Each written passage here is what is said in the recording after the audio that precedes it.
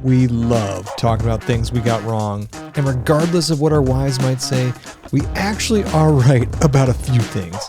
From certain pieces of gear to just the different ways to backpack, sometimes we are right about things, and you know we gotta talk about it. I'm sick about talking about things we're wrong about. I want to talk about things we're right about. Yeah, we have plenty of stuff we're wrong about, but we have so much stuff we were right about that it's not even funny. I instead of investing in a 401k, I'm investing in chairs. Yeah. They're going up in value because we were right about them. We were right about them, and everybody's got them now. Sure, there are some early adopters that are before us, and those are our heroes. And the history books will have the names of whoever they are in there. But you know what? We are going to take credit for some type of popularization of the backpacking chair. We've taken so much hate over the years, but we've also converted so many people to using chairs. Well, I'm sorry, folks. We were right about chairs. It is worth the weight penalty, and you guys can just deal with it. Chairs are everywhere. There's lightweight, I mean, it depends on your budget now. Like, they're all over the place. The knockoffs all over Amazon. You can spend 30 to like 150 bucks on a chair, depending on like how much you want to carry. Obviously, the one I'm sitting in, we're probably not going to carry that very often. It weighs a lot, but it's got an amazing backrest. But your typical like Chair Zero style, Flex Light, Air Light, whatever, REI ones, these are like the most common styles that we see because they weigh the least amount. But you know what? Once you go chair, you don't go back. So our last video, we did things we were wrong about, and Andy was wrong about the bot, which means I was right about the bot. Yeah. So this is the Vargo bot. We have a lot of products from Vargo. They make purely titanium stuff. It's good to note that this does come in 2 different sizes. So I have the 1 liter one and there's a ½ liter one. But the reason we were right about the bot and the reason the bot is sweet is you can see it comes with a little silicone O-ring on there, and it's threaded obviously, so what you can do is it screws shut and it does completely seal. So what this allows you to do is have an extra liter of water storage capacity. And I thought it would be like, I didn't think we'd use it that much, but on our last trip out west to Tahoe, every night we would go before camp, fill this thing up, cap it, and this would be the water that we would cook our dinners with. So it saved us from having to filter an extra liter of water, which was super helpful. Also, if you're in a pinch and you just need to be able to carry more water longer distances, let's say you have a long water carry distance, you can use this thing to carry extra water. So it doesn't really weigh that much more than my Snow Peak pot. That's because it doesn't have pot holders. Oh well, use a bandana. But this thing offers way more utility than a regular water pot. It doesn't weigh anymore. It is a little expensive, but you get yourself an extra liter of storage capacity if you need it for the day, and then you can just camel some water back at camp for night and boil it, and there's your dinner water. So it's not gimmicky.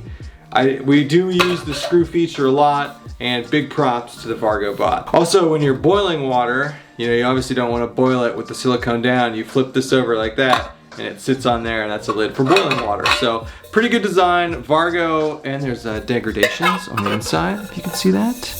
So you can know exactly how to measure. So Vargo engineers things really well. It's just not super cheap, but two thumbs up for the Vargo bot. What's he getting? Notice I have 2 of them now. Yeah. That's how right we were. Yeah, that's how we were. No, I thought I lost one. A lot of people use these, so like we're not early adopters, but we've been singing the praises of the Nightcore NU25 headlamps. I think we're right about these. Yeah, we are right. Weight to lumens to price, it is unbeatable. And it's hilarious because you see all these like high-end headlamp manufacturers like Petzl and Princeton Tech and stuff. A lot of these companies are trying to come out with these small minimalistic headlamps that weigh nothing, that have good lumens.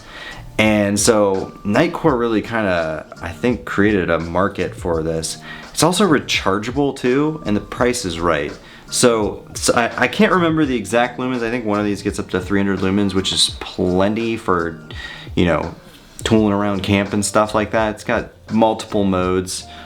Just so light, so rechargeable, battery lasts a long time, puts out a lot of light for the weight too. So, and the price is right, folks. The price is right. So, come on down. Yeah, we were right about those. We got a lot of different headlamps. When it comes to steaks, this has been a journey on this channel that we have not shut up about for like 5 years. We still get burned about it. But we have tried probably, between the two of us, 8 or 9 different types of steaks over the last 6 years. And for the last 2 years, we have not shut up about the MSR mini groundhogs, and we are very right about these steaks.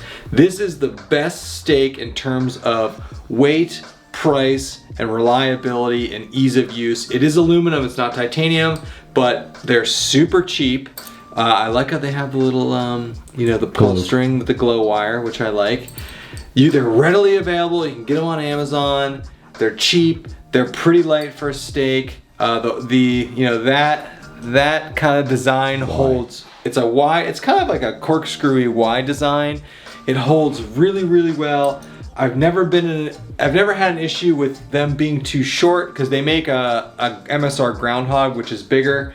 But for the last 2 years, we have not shut up about the MSR mini groundhogs, and I believe we are right about these, and I'm still waiting for some more innovations in the steak game, but we have not shut up about these, and we're right about these, and we've gotten other people to buy these. So if you're looking for steaks, get yourself some MSR mini groundhogs. We got a link in the bio, actually. If you walk into your local outfitter or whatever, you look online, there's 10 million different skillets out there. If you want a skillet, there's really cheap skillets, there's stainless steel skillets, there's aluminum skillets, everybody's making skillets these days. And a long time ago, I got the MSR quick skillet, and I talk about it a lot, and over the years we've used it a ton. I was right.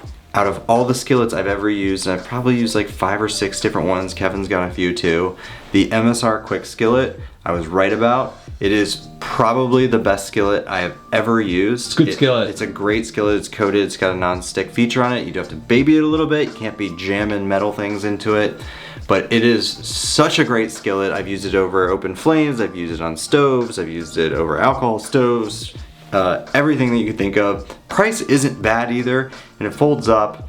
I don't know, MSR has taken 2 awards today. Yeah. If you're in the market for a skillet, we were right about that. The MSR quick skillet is the best skillet I've used so far, and cleanup, the best part about it is the non-stick if you treat it well, and the cleanup is so easy on it. It's all the carcinogens and the Teflon. Yeah, that's why we don't use it every day, folks. It's time to talk about hammocks, folks. Yep. A couple things we've been right about when it comes to hammocks.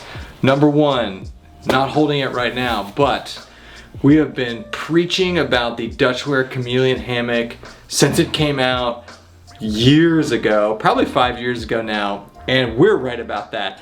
I still think that is the best overall, you know, complete general design hammock. Yes, there are certain types of hammocks that work better in certain situations, but from a total, just overall standpoint, you cannot beat the Dutchware Chameleon. It's light, it's highly customizable, there's tons of things you can get to accessorize it. We have yet to see it beaten for an all-around jack-in-the-box hammock. Now, like I said, you can get some super light hammocks, you can get some other kind of hammocks that are really niche, but if you're looking for a hammock and you just want a general hammock, you can't go wrong about the Dutchware Chameleon. We've been right about that. Dutch is a good dude. He makes a good hammock. Are you gonna ruffle some feathers with this one? Oh, I hate that this one gets assigned to me. It's funny.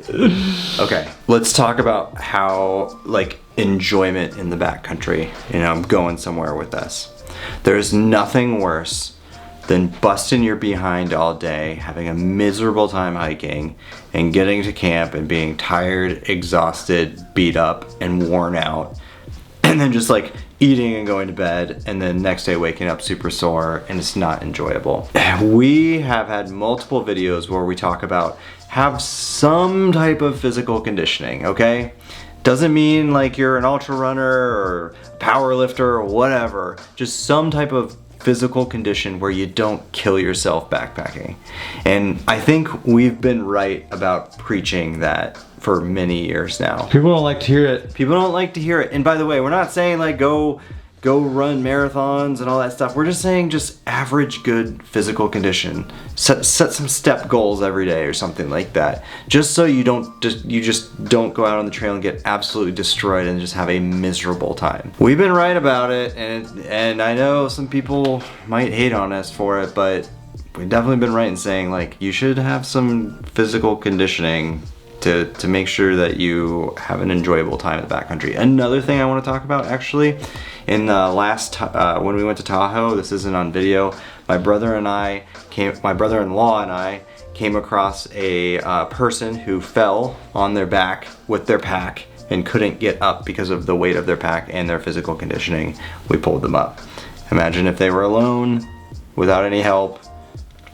What would have happened? I don't know. They would have died. They would have died. They were just had to like figure out how to get their pack off. I mean, it was a mess. And yeah, so it can help to be in good physical, in some type of okay physical shape. Oh, I didn't see you there. Last thing we were right about. We've been preaching this since we've been into winter backpacking, but in the winter, please, please, please strongly consider using not only a full, at least mid boot, but a waterproof boot. We have been preaching waterproof boots specifically for winter backpacking for a while now, which might come as a surprise because we basically hate on using these any other time of the year. In fact, we don't preach using boots at all or using waterproof stuff if it's in the 3 seasons, but in winter, the last like 3 years, we've really been preaching get yourself a good boot, get yourself a good waterproof boot. These are Gore-Tex, and the reasoning is pretty obvious. In the winter, you're usually dealing with snow and ice, and if your feet get wet and it gets cold, it's really, really uncomfortable. So get yourself, we use the Solomon, I forget the name of these, but the Solomon like mid-tier boot that's Gore-Tex. You can't beat these boots, but any waterproof, at least mid boot, because what also happens is when you're in the snow and ice, you kind of gets a little wobbly, so you kind of want a little bit more ankle support. But boots, waterproof in the winter, we've been preaching about that. We're right about that. And if you're someone who does winter backpacking, get yourself a nice boot. Treat yourself. All right, that is it. Get yourself some boots. Get yourself some MSR mini groundhogs. Get yourself a chair. Get yourself a Vargo bot. Get yourself a Nightcore headlamp. All the things we've been right about and we're proud about it. Get yourself in some shape. Get yourself in shape. Go, you know what, be that person. Go to your local park with your backpack on. It looks super nerdy, but we see people doing it all the time. It's not a bad idea. But that is it for this video. We'll see everybody later. Bye-bye.